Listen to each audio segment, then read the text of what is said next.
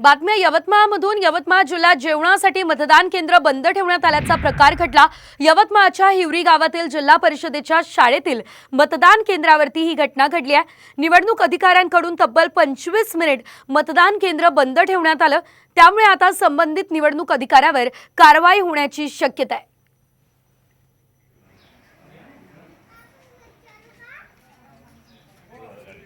तर यवतमाळ जिल्ह्यामध्ये मतदानाच्या वेळेस चक्क जेवणासाठी 25 मिनिट मतदान केंद्र बंद ठेवण्यात आले।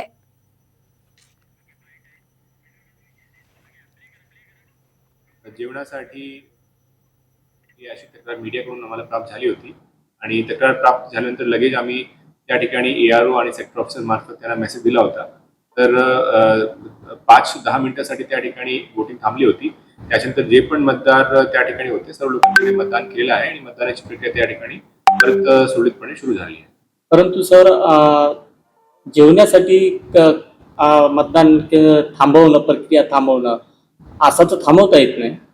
मतदानाची जी आपली वेळ आहे सकाळी 7 ते संध्याकाळी 6 पर्यंत आपण कंटिन्यूस ठेवतो। कोणतेही आपण त्याच्यामध्ये कंटिन्यूस ब्रेक सुद्धा देत नाही।